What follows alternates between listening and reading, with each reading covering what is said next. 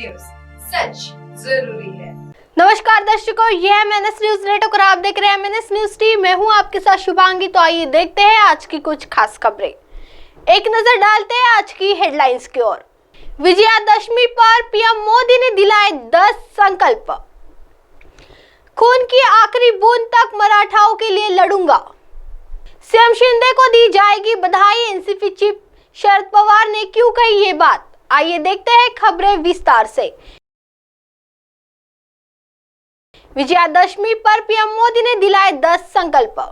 दशहरे के मौके पर राष्ट्रीय राजधानी दिल्ली में लोगों की भारी भीड़ बुराई पर अच्छाई का पर्व मनाने के लिए विभिन्न रामलीला समारोह में जमा हुए। प्रधानमंत्री मोदी भी मंगलवार को दशहरा समारोह के उपलक्ष्य में राष्ट्रीय राजधानी की दिल्ली के द्वारका सेक्टर 10 में आयोजित एक रामलीला कार्यक्रम में शामिल हुए। रामलीला के मंच पर पीएम मोदी का स्वागत शॉल और राम दरबार की मूर्ति भेंट कर दिया गया। पीएम मोदी ने अपने संबोधन में समाज में सौहार्द को नुकसान पहुंचाने वाली जातिवाद, क्षेत्रवाद जैसी विकृतियों को खत्म करने का आह्वान किया। हमारी शक्ति पूजा दुनिया के कल्याण के लिए। प्रधानमंत्री मोदी ने कहा कि भारत में विजयादशमी के मौके पर शस्त्र पूजन की भी परंपरा है। भारतीय धरती पर हथियारों की पूजा किसी भूमि पर प्रभुत्व के लिए नहीं बल्कि अपनी मातृभूमि की रक्षा के लिए की जाती है। हमारी शक्ति पूजा केवल हमारे लिए नहीं वरना पूरी दुनिया के कल्याण के लिए है। देश की जनता भगवान राम की मर्यादाओं को जानती है और देश की सीमाओं की रक्षा कैसे करनी है ये भी जानती है। चंद्रयान की सफलता को किया याद। पीएम मोदी ने कहा, मैं सभी देशवासियों को नवरात्रि और विजयादशमी की हार्दिक शुभकामनाएं देता हूँ। यह त्योहार बुराई पर अच्छाई की जीत का प्रतीक है। इस बार हम विजयादशमी तब मना रहे हैं जब चंद्रमा पर हमारी जीत को 2 महीने हो गए हैं। हम गीता का ज्ञान भी जानते हैं और हमारे पास INS विक्रांत और तेजस बनाने की क्षमता भी है। अपने संकल्पों को दोहराने का समय।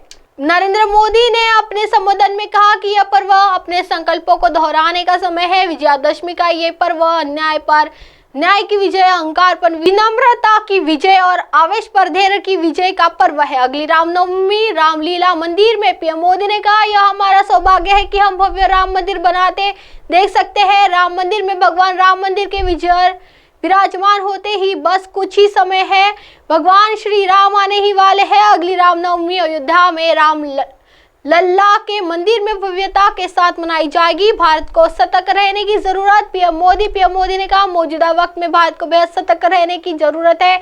हमसे समाज में भेदभाव के अंत का संकल्प लेना चाहिए। आने वाले 25 साल भारत के लिए बेहद महत्वपूर्ण है।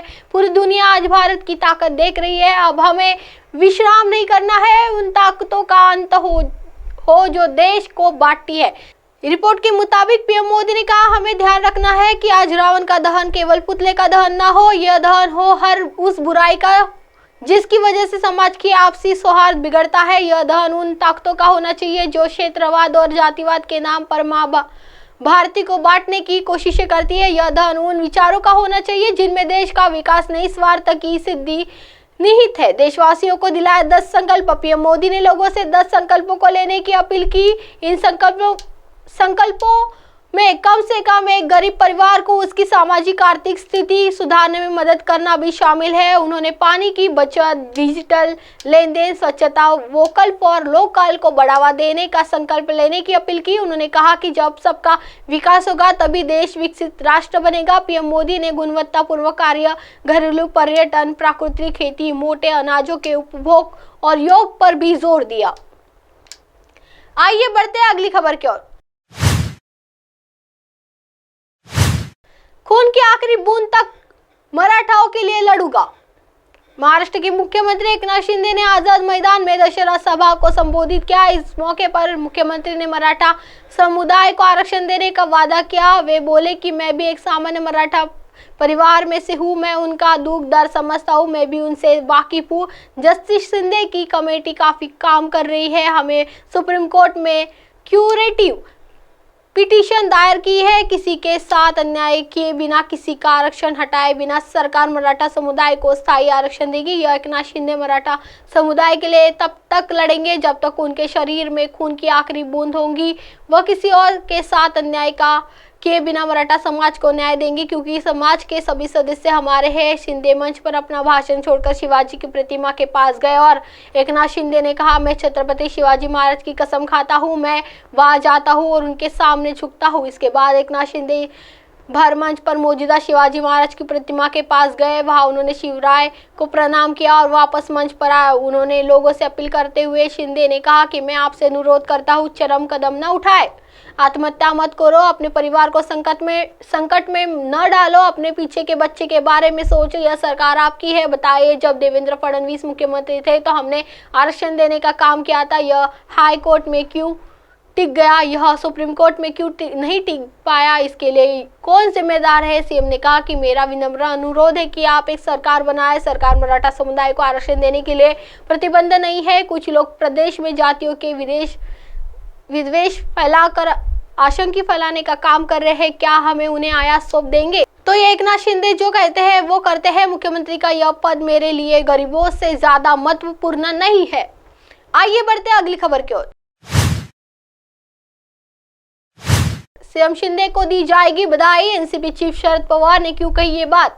राष्ट्रवादी कांग्रेस पार्टी के प्रमुख शरद पवार ने मंगलवार को कहा कि अगर सरकार में शामिल लोग सत्ता बरकरार रखना चाहते हैं तो वे महाराष्ट्र में युवा संघर्ष यात्रा निकाल रहे हैं, युवा को नजरअंदाज नहीं कर सकते। पवार ने पुणे में युवा संघर्ष यात्रा को हरी झंडी दिखाई और कार्यक्रम को संबोधित करते हुए कहा, आप इन सभी मांगों को सीएम को सौंपे और यदि आप चाहे तो मैं युवाओं द्वारा की गई इन सभी मांगों को लेकर एक बैठक बुलाने के लिए सीएम से बात करूंगा और मैं व्यक्तिगत रूप से आप लोगों के साथ बैठक में उपस्थित रहूंगा।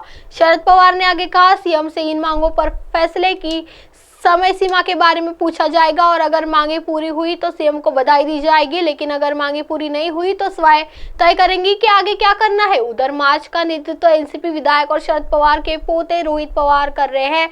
मार्च में शामिल युवा 800 किलोमीटर से अधिक की दूर तय कर सकते हैं। 13 जिलों की यात्रा करेंगे, भारी कीमत चुकानी पड़ेगी। पवार ने कहा कि जब तक यह यात्रा नागपुर पहुंचती है, सरकार में शामिल लोग अगर सत्ता अपने हाथ में रखना चाहते हैं तो वे उन युवाओं का नजरअंदाज न कर सकते जो इस यात्रा को शांतिपूर्ण लोकतांत्रिक तरीके से निकाल रहे।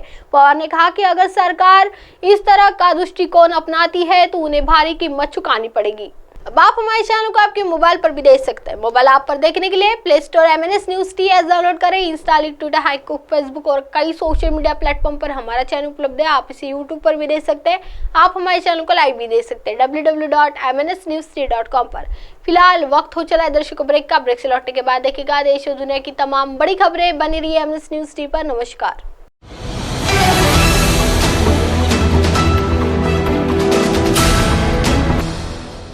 ये है MNS न्यूज नेटवर्क और आप देख रहे हैं MNS न्यूज।